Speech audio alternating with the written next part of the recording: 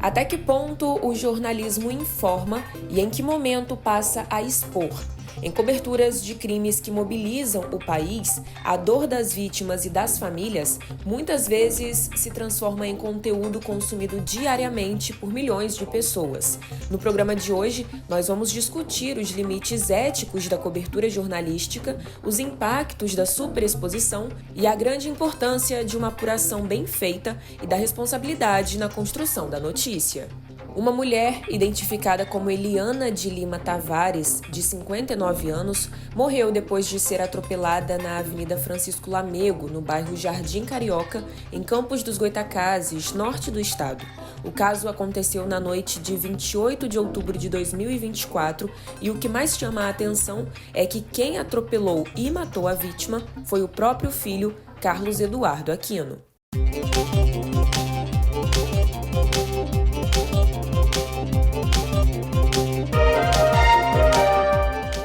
Olá, começa agora o Por Trás da Notícia. Nesta edição, nós vamos refletir sobre os desafios éticos do jornalismo no tempo em que a busca por audiência e por informar primeiro fala mais alto. Além disso, nós também vamos discutir sobre os impactos de uma notícia errada, suas consequências e como não transformar a dor do outro em um espetáculo. Para isso, nós recebemos os jornalistas Caio Moté e Diogo Ferreira, que falaram sobre as experiências nos casos policiais, em especial sobre o caso Eliana de Lima Tavares Cardoso. Ela morreu após ser atropelada pelo próprio filho na cidade de Campos no ano de 2024. Além disso, eles também falaram sobre a rotina jornalística e alguns dos desafios enfrentados por eles. E mais, nós também conversamos com o João Vitor Bem-vindo, que é sobrinho da Eliana e acompanhou de perto todo o crime. Ele relembrou o caso e falou sobre o assédio sofrido por parte da imprensa. Eu conversei com o jornalista Caio Moté, que cobriu o caso da Eliana. Entre diversos assuntos, ele falou sobre os desafios éticos enfrentados pelos jornalistas, o processo de apuração e checagem em todos os casos e como o profissional pode lidar com uma notícia divulgada de forma errada. Eu queria que você começasse falando, para você, quais são os principais desafios éticos enfrentados na profissão do jornalismo, de um repórter, ao entrevistar familiares envolvidos em crimes e entrevistar familiares no momento de luto. Pensar nisso é meio complicado, ainda mais em 2026, né? Porque com o avanço das redes sociais, a gente tem essa questão do furo, a gente tem essa questão do quem vai dar primeiro. Hoje em dia nem tem mais essa coisa, porque é quem dá o primeiro lead, né? Nem a primeira matéria. Mas quando se trata de um homicídio, e nesse caso de um acidente com morte, a gente fica meio complicado, assim, porque tem famílias e famílias, tem reações e reações. No caso da Eliane, a família, no caso a filha dela, não estava aqui no dia do acidente. Ela chegou, se eu não me engano, no outro dia de manhã, e ela se recusou no primeiro momento a falar com a imprensa. E eu acho que parte da linha editorial de cada veículo. No meu caso, que eu estava trabalhando na época no NF Notícias, a gente escolheu por preservar a família naquele momento. Mas tem momentos e momentos, eu acho que é isso. Já teve casos de família querer a imprensa, de querer dar uma justificativa, de querer dar um detalhe a mais. Porém, nesse caso da Eliane, a família não quis, o pai também não quis, ela e a Lara, né, que é a filha da vítima, também não quis falar com a imprensa e a gente respeita. Cobrimos tudo, né, a gente cobriu a chegada da Lara no ML, a gente cobriu o velório, o sepultamento, mas com nenhuma declaração da família. E também de longe, né? Tem essa questão da ética que a gente não se aproxima, né, do corpo, como em outros casos, né, quando alguma pessoa morre, a imprensa vai, cobre, fala, por exemplo, recentemente teve o caso do prefeito, né, do Arnaldo Viana, que é uma figura pública, então eu acho que necessariamente precisa da imprensa ali para cobrir aquele momento do luto da família.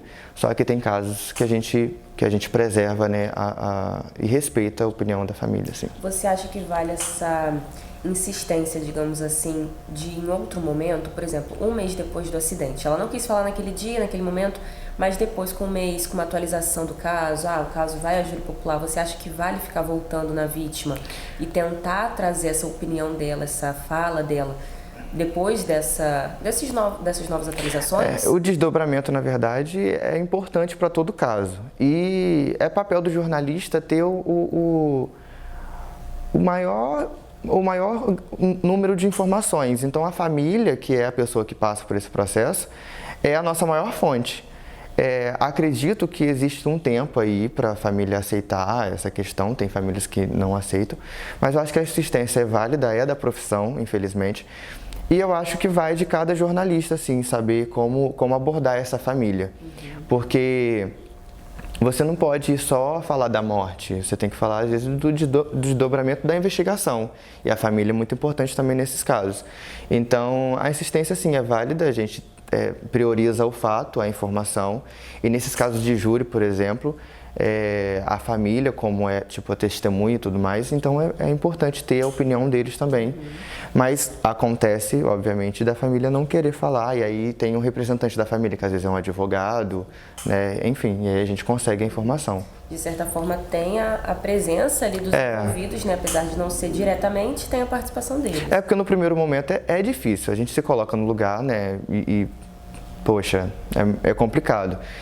Quando tem ainda essa questão de morte envolvida, é mais delicada ainda. Então a gente tem que, às vezes, olha, é isso, a informação, o fato é esse, vamos esperar a família, se a família não quiser, tudo bem, a gente tem a delegada para falar sobre a investigação, a gente tem os advogados se quiserem falar, tanto dos dois lados, mas eu acho que a insistência é também da profissão, assim, porque é isso que a gente falou.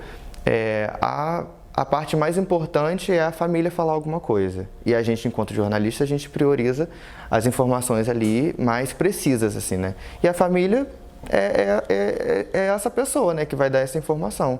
Então, a insistência é da profissão. É válida.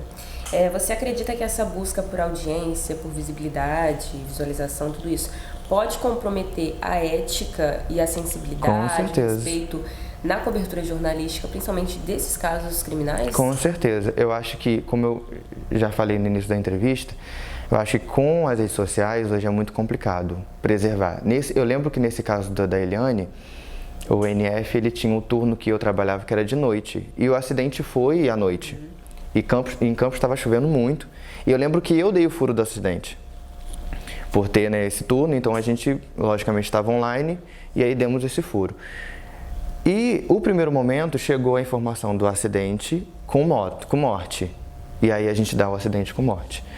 E aí, como eu já era conhecido da família e o policial que estava no local era minha fonte, me mandou a foto da Eliane, eu me desesperei.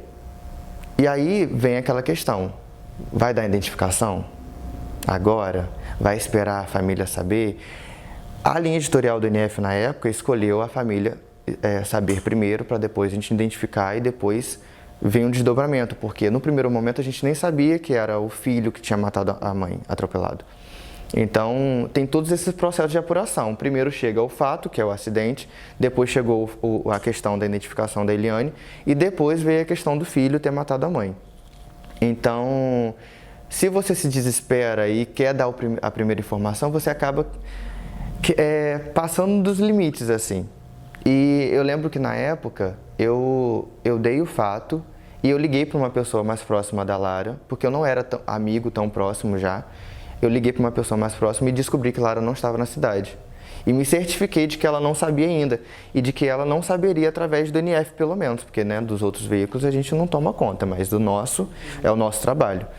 Então eu priorizei dar o fato ali e no outro dia vim com desdobramento, porque já era tarde também, mas esse caso repercutiu muito rápido, assim. Entendi. Na prática, quais cuidados você toma como jornalista, como já um profissional, para evitar transformar a dor da vítima num espetáculo, né? A gente sabe que hoje existe muito isso da espetacularização da dor, da notícia, Sim. de ficar insistindo naquilo ali. A gente sabe que em alguns casos acaba sendo inevitável. Então, quais cuidados você toma para evitar que isso aconteça, assim? Tem que ter esse cuidado de dar a notícia, mas também com todos os respeitos, né? Eu acho que é isso, tipo, você tem que ter um senso, porque você também é humano e você pode também passar por aquela situação. Então é ter o senso ali, sentir, ter o faro jornalístico. Quando você trata de família em luto, você não pode ficar o tempo todo insistindo na dor. né? Tanto que a gente vê que as pessoas, quando vão entrevistar famílias, falam muito sobre a pessoa e não sobre o que aconteceu, né? Eu acho que isso é uma questão mesmo de humanização, assim. É se colocar no lugar do outro. Se a pessoa não quiser falar, é o direito dela, é a dor dela, é ela que está passando por aquilo. Eu acho que isso não pode ser maior do que a informação, isso, sabe? Não, na verdade, isso tem que ser maior que a informação. A gente tem que tomar cuidado com isso. Não podemos ultrapassar esse limite, sabe? E tem que tomar cuidado, porque tem essa pressão de você dar informação, mas também tem que ter esse cuidado de, será que isso é válido? Será que isso é bom? Sabe? Hoje em dia, será que vale a pena dar esse furo? Ah, só porque a família tá assim, ah não, vamos pegar a família chorando no... É uma imagem legal que você quer passar no jornal? Às vezes não. Será que vale toda essa visibilidade? Toda essa visibilidade? Tem casos e casos. Nesse caso da Eliane, por exemplo, o fato maior, ao meu ver, foi a questão do filho ter matado a mãe. Né? Então você foca no desdobramento da polícia, na investigação, se de fato ele fez aquilo e tal. E como a família na época não quis falar com a imprensa no momento de luta, a gente respeitou e tudo bem, sabe? Eu acho que a gente também não pode criticar a família por conta disso, vai de caso em caso. Uhum. E esse caso, por exemplo, existe essa, além do momento ali do atropelamento com morte, né, que assim já é uma notícia triste, você disse que foi a primeira informação que vocês receberam, só foram aparecendo outras coisas, né, e aí foi o filho que atropelou a mãe, e aí já tinha um histórico por trás de discussões, de conflitos, e aí depois, assim, até uma questão que acaba pesando muito também para os outros envolvidos, nesse caso para Lara, vem a questão da outra família que estava envolvida no acidente, e aí também sobrecarregou ela. Então, assim, são muitas coisas e é um cuidado cada vez maior que vocês têm. Sim, o desdobramento foi muito complicado, porque foi rápido. A gente teve a primeira informação que foi o acidente, depois a gente teve a informação da identificação, depois a gente teve a questão do filho, que era o principal suspeito, depois a gente teve a reação do pai, que estava a poucos metros do local. Então, isso tudo foi... feito, isso tudo foi noticiado. E no outro dia, continuou tendo desdobramento, porque o pai passou mal, foi para o Ferreira Machado, e aí teve a situação da fake news na época, que foi uma nota enviada de dentro do hospital, de fontes do hospital, não partiu da assessoria, mas partiu de fontes dentro do hospital, que estavam cuidando do caso, de policiais até, e que confirmaram que ele tinha sido passado mal e tinha falecido. E na época os jornais, acreditando nas fontes, né, noticiaram isso, mas logo reverteram a situação. Porém, fica uma situação chata, porque, enfim, a gente já está cobrindo com a lupa ali em cima, né, minuciosamente. E vem essa informação falsa, a gente fica meio para baixo, né? Mas é isso não parou o trabalho da imprensa, porque depois teve outros desdobramentos, teve a prisão do suspeito, teve a questão da Lara que chegou de São Paulo, ela estava em São Paulo, veio para Campos, e toda a reação, o sepultamento. E agora, né, a gente está esperando aí a questão do julgamento, né, que ainda não rolou. Uhum. Você estava falando sobre essa questão da divulgação falsa, e aí eu queria saber um pouco para você como que foi nesse caso, porque os jornalistas têm as suas fontes, né? Você até falou do policial que estava no momento do atropelamento, então a gente vai criando essas fontes e acaba confiando, né? Tomando aquilo como verdade, porque querendo ou não, uma pessoa que está dentro daquele órgão, seja do hospital, da polícia. Então, assim, como foi nesse caso, porque você tomou como verdade, já que foi uma fonte confiável. Sim. E aí, como que o veículo que você trabalhava na época, como que vocês fizeram para se retratar com aquela divulgação divulgada, não, que era verdadeira? Na mesma hora, uma rata. Na mesma hora. Tanto que... Demorou quanto tempo, assim, minutos. Acho que segundos até. Porque eu lembro que a gente estava indo para a coletiva de imprensa com o delegado. E o delegado também confirmou. Sendo que ele também foi enganado pela fake news.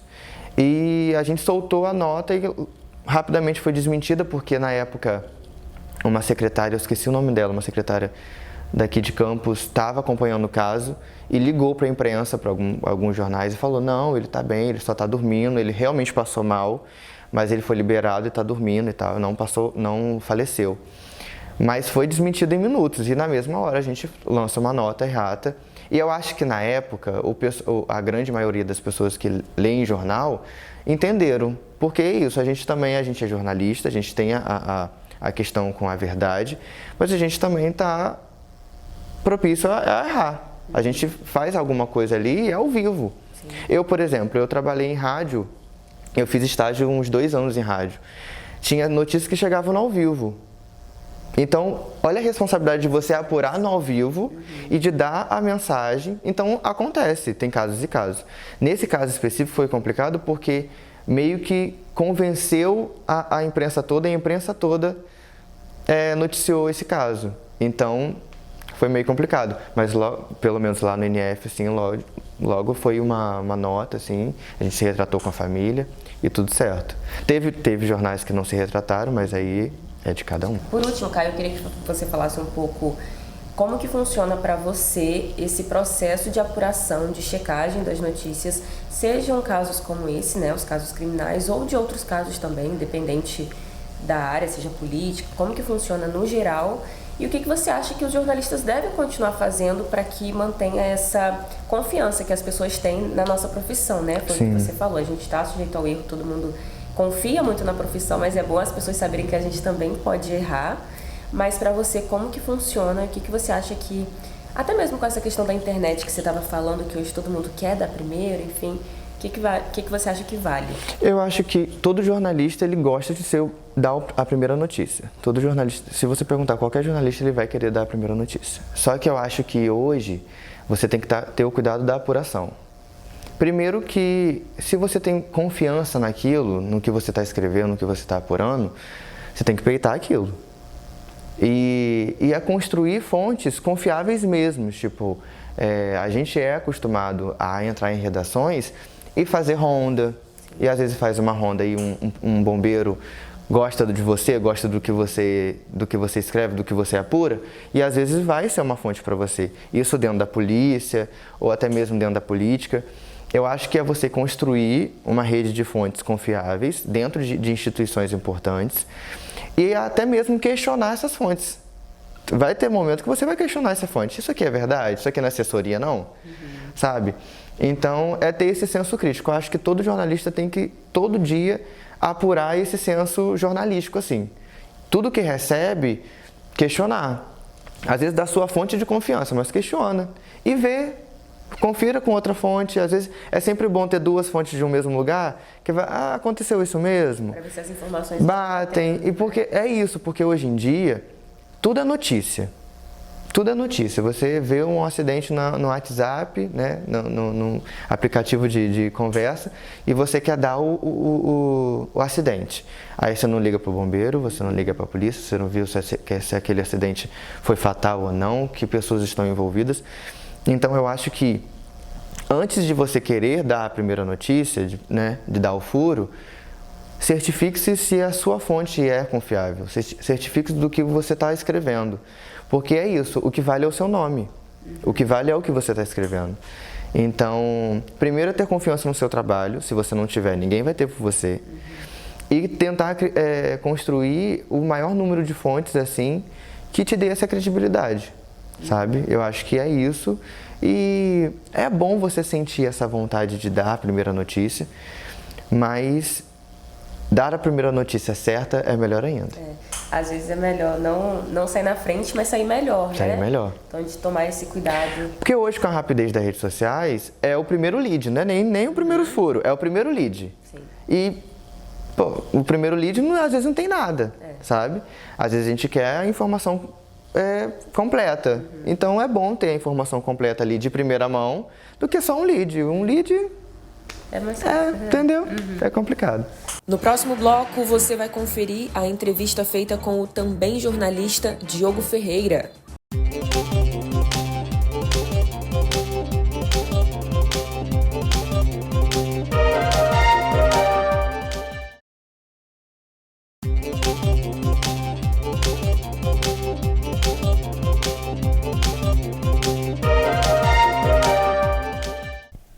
Nós estamos de volta com o Por Trás da Notícia e você vai conferir agora a entrevista feita com o Diogo Ferreira. Com grande atuação nas redes sociais, o repórter, que também cobriu a morte de Eliana, falou, entre muitas coisas, sobre a busca pela rapidez e audiência, o crescimento das redes sociais e os cuidados que devem ser tomados, além de relembrar o crime que marcou a cidade.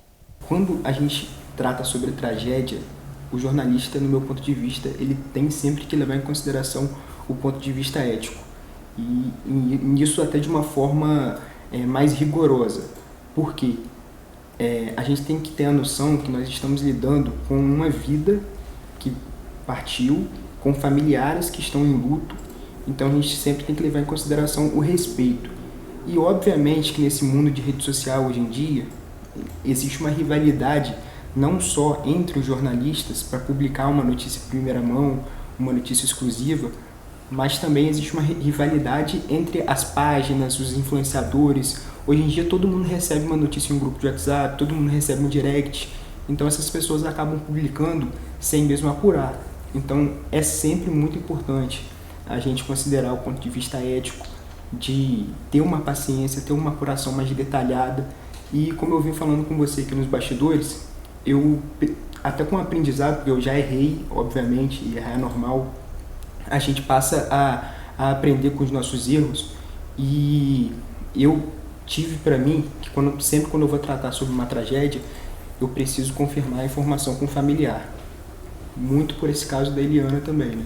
Então, basicamente, eu sempre apelo para esse ponto de confirmar a informação com o familiar e não ter pressa para publicar. Porque, às vezes, a informação correta não é informação com pressa, né? Então é importante a gente ter calma nesses pontos. Além do que você já falou, quais cuidados que você toma, o que você evita fazer? Então, eu acho que é um ponto muito sensível esse, porque de um lado tem o jornalista que quer e precisa informar, principalmente um caso como esse, por exemplo, é um caso de repercussão nacional, o filho que matou a mãe, um acidente que teve culpa ou não. Obviamente isso iria repercutir de uma forma e a imprensa tem um papel fundamental nisso. Afinal, todo mundo está querendo saber a atualização de um caso como esse. Só que de outro lado existe uma família que ela está lidando com um luto ali, né? Ou seja, até que ponto você pode abordar, pedir uma entrevista, você pode publicar uma determinada informação, entendeu?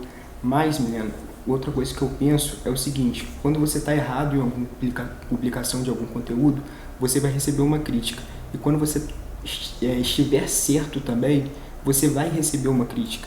Por exemplo, um ponto que eu tenho adotado é não postar de forma muito rápida. Por mais que você receba a informação 5 minutos depois que aconteceu o acidente, não publicar. É muito difícil isso, afinal você tem a notícia na sua mão, mas é sempre importante porque a pessoa quem que vai ler sua notícia? Então você pode publicar? Talvez você pode publicar, você possa publicar. Agora, você deve fazer isso? Esse que é o ponto. Poder é diferente de dever, né? Então, eu tenho adotado muito isso de esperar para publicar em casos como esse, porque aí existe uma ligação, familiares informam familiares, entendeu? Amigos informam amigos, que aí depois de você esperar um pouco, perceber que os familiares já estão sabendo, aí sim você publica. Aconteceu até em um caso recente agora, a morte do Oscar Schmidt. Muitos portais demoraram demais a publicar. Aí você via as páginas já publicando, portais de menos expressão, de menos relevância publicando. Aí você ficava sem entender. Pô, cadê os grandes portais publicando aquilo? Então, depois os grandes jornalistas até falaram sobre o caso, que receberam a informação, mas esperaram porque sabia que a família ainda poderia não estar ciente. E envolve uma grande personalidade, né? Então, eu acho que esperar é sempre fundamental nesse caso, porque exige um respeito com a ética, com a família, e segurar fotos também, principalmente quando envolve criança. Saber o momento certo e saber a forma certa de abordar, né? Certa. Você até falou esse negócio das imagens, e aí, já entrando nessa próxima pergunta, que eu vou falar um pouco dessa questão da internet. As redes sociais hoje têm crescido muito, e as páginas, os veículos no Instagram estão ficando cada vez mais fortes. O Manchete, não precisa nem falar que é um grande exemplo disso, porque é uma página que está crescendo muito e acaba sendo referência quando alguém quer procurar alguma notícia, vocês recebem muitas coisas. Então, eu queria saber como que você enxerga essa ascensão das redes sociais, dos perfis do Instagram, e até esses cuidados que você está falando também com foto, com essas coisas, porque existem muitas páginas que colocam sem censurar, por exemplo. E a internet hoje acaba sendo o meio mais fácil da pessoa ter acesso a alguma notícia, seja por curiosidade ou até o caso que você estava falando de uma mulher que soube de um acidente por conta de uma publicação, porque o jornal está na palma da mão no celular. Então, como que você enxerga esse crescimento da internet e essa confiança que as pessoas acabam depositando também nos perfis de Instagram? Eu acho que vai além de já ser a realidade. Esse é o futuro. A gente sabe que a maior parte das pessoas não espera hoje em dia para ver um jornal, para ver o jornal da noite, para ver o jornal da hora do almoço. As pessoas já ficam sabendo sobre o que aconteceu em tempo real, ali no seu celular, através de uma notificação. Então, aumenta mais ainda a responsabilidade. Você trabalhar com a rede social, no meu ponto de vista. Hoje, por exemplo, eu como jornalista quero trabalhar somente com a rede social. Eu não penso em trabalhar com televisão. Pode ser que isso mude daqui para frente? Pode. Mas eu não consigo trabalhar, eu não consigo pensar diferente, porque eu acho que é o futuro que já está sendo colocado em prática. Então, aumenta ainda mais a responsabilidade do jornalista trabalhar com a rede social hoje em dia, justamente por conta disso. Ele publica uma coisa que ele sabe que em 10 minutos já vai ter milhares de visualizações, em alguns casos até milhões de visualizações, dependendo da representatividade do portal, né? Então, ele deve apurar com mais calma, com mais detalhe, saber o momento de esperar, como a gente estava falando, porque a gente sabe que uma notícia errada por 5 minutos vale, como eu posso dizer, o seu trabalho que está sendo colocado em vista, entendeu? Por exemplo, o que as pessoas vão achar de você publicando uma notícia errada? Até que ponto vão te descredibilizar nesse ponto de vista? Não só pelo lado da empresa, mas o seu lado como jornalista, entendeu? Por exemplo, você trabalhando na televisão, você dá uma notícia errada, por mais que você esteja representando uma empresa, é a sua cara que está a tapa ali, né? As pessoas vão lembrar de você para sempre como um jornalista que deu notícia errada. Então isso é um risco muito grande, por isso que é sempre importante ter calma, ter paciência, até para que esses erros possam ser evitados.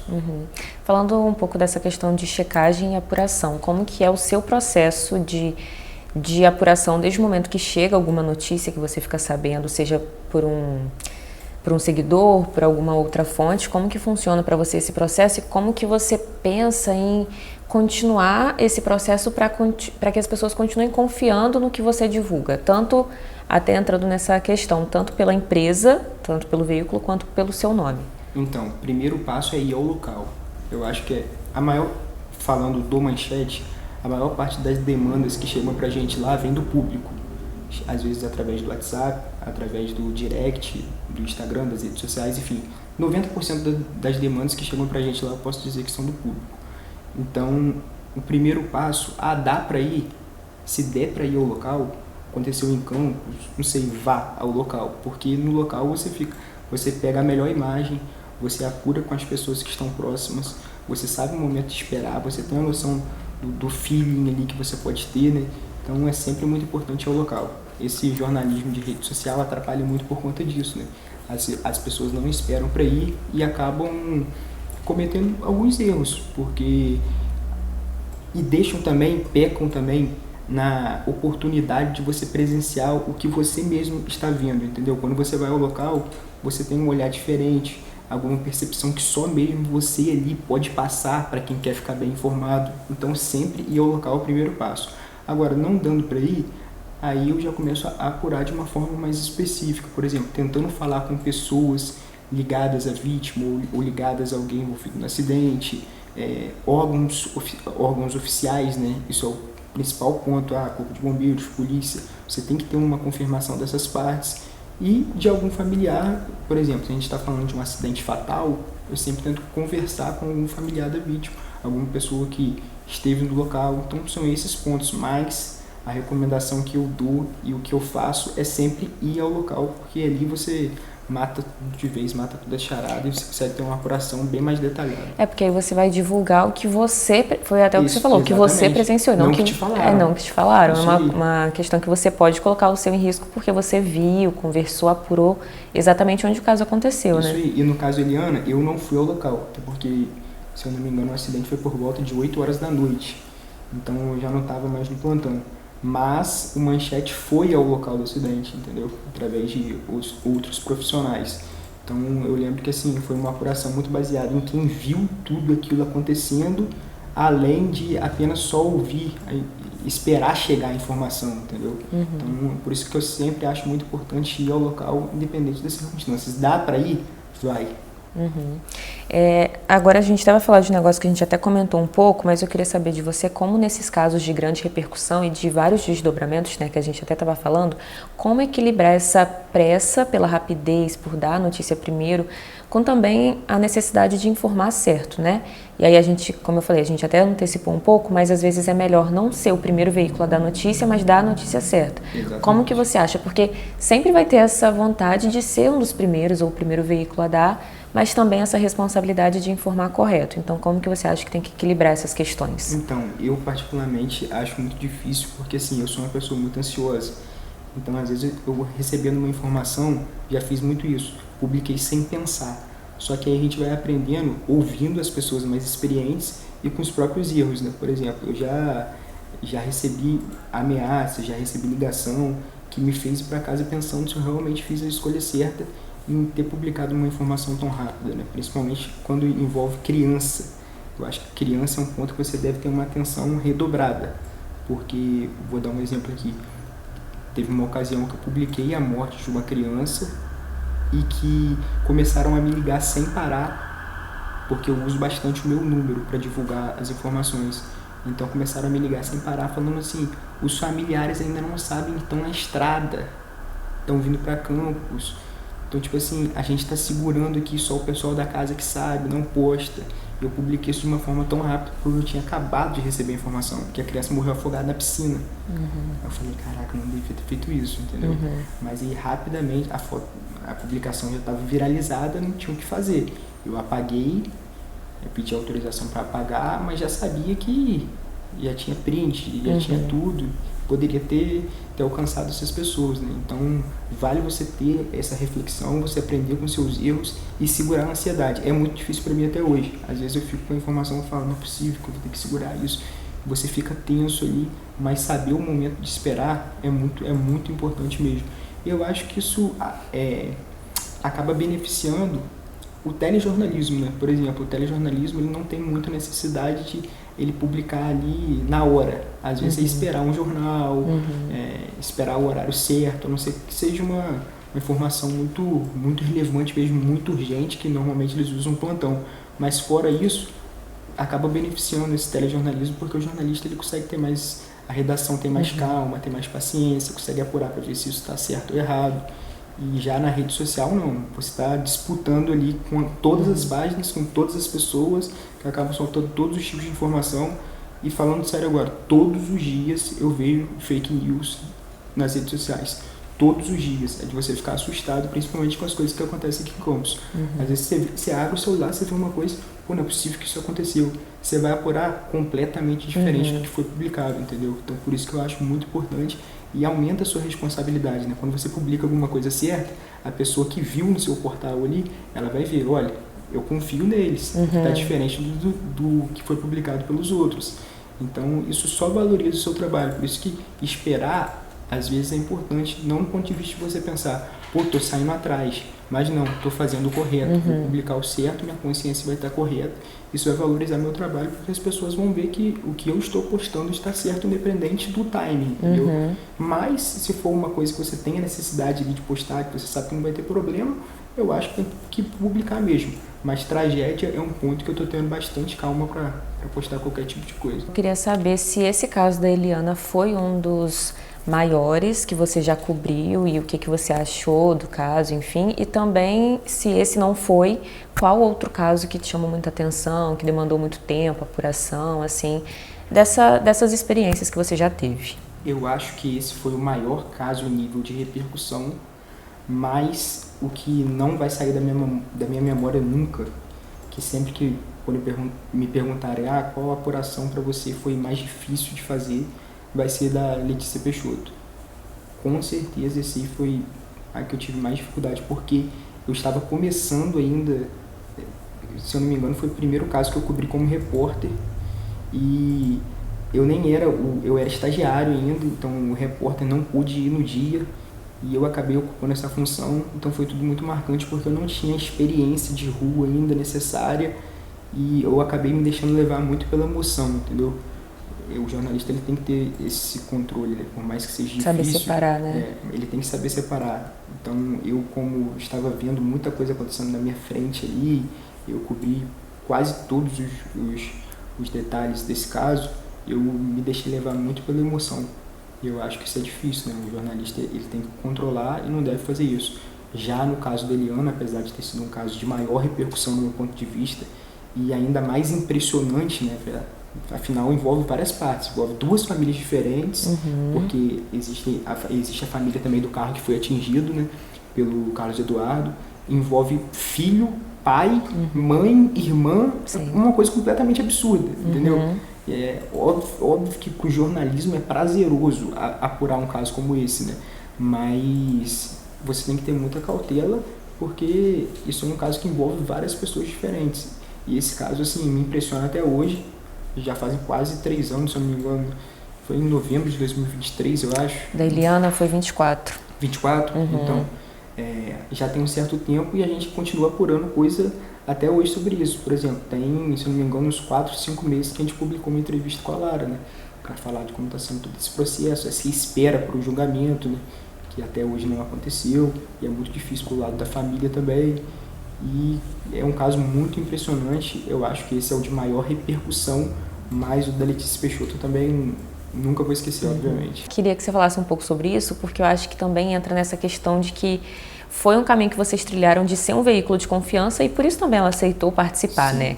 E ela deu poucas entrevistas. Ela deu a entrevista para Patrícia Poeta em rede nacional, participou de algumas outras coisas, mas assim, foram poucos os veículos que ela atendeu e é uma situação muito delicada por isso, né? Porque a mãe dela morreu porque o irmão dela atropelou. E ela está esperando o julgamento do irmão dela. Então, assim, também deve ter sido um momento grande, assim, ter entrevistado ela, né? Sim, ela até conversou com a gente nos bastidores, porque nós tentamos essa entrevista com ela dias após o acidente. E ela negava a todo instante. Aí ela conversou com a gente dizendo: eu não poderia falar com vocês porque eu não queria falar com vários, eu queria falar com o maior, eu queria mostrar tudo que eu estava sentindo ali em rede nacional, afinal não paravam de me mandar mensagem, então é por isso que eu escolhi a Globo, porque eu precisava falar em rede nacional e eu sabia que todos os portais iriam aproveitar esse conteúdo, todo mundo iria me ouvir, então por isso que eu escolhi. Ela pediu desculpa e obviamente ela tem todo direito, não precisava nem pedir desculpa, mas depois que as coisas foram se acalmando, ela disse que conversou com as pessoas próximas e falou que queria falar com o Manchete. Tanto que a gente não tentou essa entrevista. Essa entrevista foi solicitada. O advogado dela entrou em contato e falou: a Lara quer falar com o Manchete. Ela acha que é o momento certo de falar. Então... Essa entrevista aconteceu em janeiro agora, né? Foi em janeiro. Se eu não me engano, foi em janeiro ou dezembro. Não, foi janeiro. Isso aí. Que aí eu lembro que ela me mandou mensagem se identificando e falando que ela queria falar com a gente, porque ela estava aguardando esse julgamento e relembrar também tudo que ela passou e que ela passa hoje em dia, né? Então, foi muito marcante porque eu acho que assim, é muito difícil você ter uma apuração perfeita, como eu estava falando. Em um determinado momento você vai desagradar alguém não vai gostar do que você postou, mas a apuração do Manchete em si, eu acho que ela foi muito boa e ela serve de exemplo. E quando a gente vê uma pessoa envolvida num caso como a Lara, querer falar, escolher um portal para falar, é muito gratificante desse ponto de vista, né? Então acho que foi muito interessante. E só para complementar aqui, para a gente finalizar, existiram coisas na entrevista da Lara que tiveram que ser cortadas. Então você estabelece uma relação de confiança ali com a pessoa, entendeu? Ela, por exemplo, estava falando com emoção, afinal ela está relembrando o momento mais marcante da vida dela. Então, às vezes, em muitas ocasiões, ela falava coisas que depois ela voltava atrás e ela pensava: não, isso vai me prejudicar, não faz isso. Então, para ela falar isso enquanto está sendo gravado, depois pedir para alguém para não postar isso, ela tem que confiar muito na pessoa que está do outro lado, né? Então você estabelece uma relação de confiança com o entrevistado ali, e obviamente dentro da ética você não pode postar isso. Então a gente estabeleceu essa relação de confiança também, e o resultado eu acho que ficou bom para todo mundo, né? Ela vive esse suspense, essa ansiedade desse julgamento, e em meio disso tudo ainda tem a relação dela com o pai, a relação dela com o irmão, com a família, então bastante complicado. E no próximo bloco, João Vitor Bem-vindo era sobrinho da Eliana. Ele, que viveu de perto tudo o que aconteceu depois do crime envolvendo a família, falou sobre o caso.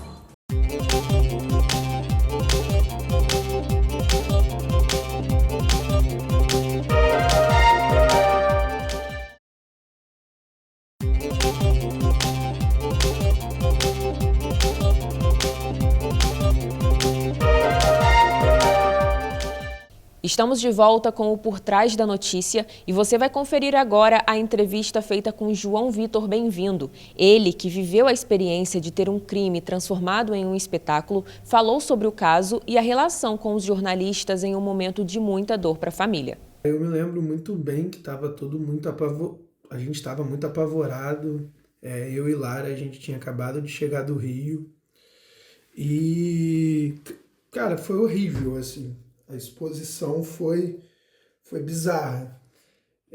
Parecia que estava todo mundo a fim de um espetáculo, sabe? Eu acho que essa é a sensação que eu tive assim, da morte da minha tia, que foi um grande espetáculo. Eu lembro que quando os jornalistas começaram a chegar, e aí eu fui lá conversar, falar que não ia dar entrevistas, e aí tipo, eles começaram a filmar escondido pelas brechas assim do portão, e aí tipo eu tive que quase brigar com o cara, tipo a gente colocou pano para tapar as brechas do portão para nenhum jornalista ver nada, assim. Se eu tivesse que definir em uma palavra essa exposição, cara, eu me sentia assim uma carniça e vindo um monte de urubu. Eu acho que essa foi a sensação assim que fica. Eu lembro que o meu tio até falou isso, na verdade. Nossa, eles são um monte de urubu atrás de carniça. A gente estava muito baqueado, assim. A gente estava meio que sem entender nada. E aí, tipo, começaram a surgir notícias de que o meu tio tinha morrido, assim. O pai da Lara. E a gente ficou muito assim, sabe? A gente ficou muito indignado e muito desrespeitado. Eu acho que essa foi a sensação, assim. Em todo momento a gente se sentiu desrespeitado. Parecia que todo mundo queria, enfim, fazer um grande espetáculo da morte, assim. Essa foi a sensação, assim, predominante. Em nenhum momento a gente se sentiu respeitado por nenhum jornalista, assim. A todo momento as pessoas só queriam a entrevista e forçar a entrevista, enfim. O assédio por parte da imprensa, ela ultrapassou todos os limites, assim, eu nunca vivi nada parecido, particularmente, assim, e eu acho que eu nunca nem vi, assim, nada parecido. De novo, assim, vou voltar nessa palavra, era um espetáculo, tava todo mundo atrás de um espetáculo. Tava todo mundo atrás de um show, assim. Eram verdadeiros urubus atrás de uma carniça. E é isso, assim, tipo, a gente foi assediado de todas as maneiras, ao ponto de eu, tipo, me colocar no lugar ali, de estar cuidando da minha prima, de estar tentando entender o que está acontecendo e em um certo momento ter que gritar com os caras, ter que gritar com os jornalistas, tipo, ameaçar de briga, ameaçar de processo. Para além, né, desse assédio presencial, tipo, que foi na casa, teve o assédio por telefone, os jornalistas de várias emissoras ligando e querendo falar com meu tio, tipo assim, meu tio em prantos, chorando, sem rumo, e eles querendo falar com meu tio, tá ligado? E aí, tipo, noticiaram que meu tio tinha morrido, e aí eles falaram que só iam, tipo, noticiar que meu tio estava vivo, que era uma fake news, se falasse com meu tio. Tipo, olha o nível de absurdo. Tipo, meu tio acabou de perder a esposa e ele tá naquele momento apavorante, aquele momento em choque, e simplesmente os jornalistas falam que só vão, né, retirar a notícia falsa se comprovarem, se falarem com meu tio, assim. Então, eu nunca vi nada tão desrespeitoso. Eu nunca vi um assédio tão grande, e eu acho que é isso, assim, tipo, eu acho que o pessoal se perdeu mesmo, assim, no sentido de que é isso, a profissão do jornalista é noticiar e tal, é contar uma notícia, mas eu acho que se perdeu, assim, eu acho que já não era mais uma notícia, era um espetáculo. A morte da minha tia tinha virado um grande espetáculo e a função do jornalista naquele momento não era noticiar. A função naquele momento era fazer a cobertura desse grande espetáculo, desse grande show de horror, assim. E se eu pudesse deixar, sei lá, alguma orientação, algum conselho, é que respeite um momento, assim, eu acho que é o mínimo, né? Aquele basicão, o mínimo que a gente tem que fazer enquanto ser humano, é respeitar, mano, tipo, respeitar o luto. É esperar, respeitar, tentar ter mais senso, tentar ter mais time, e é isso, assim. O Por Trás da Notícia fica por aqui. Além de agradecer a participação dos entrevistados e a sua audiência, te convido a refletir sobre os assuntos discutidos nesta edição e a realidade da rotina jornalística nos dias de hoje. Até a próxima e tchau, tchau.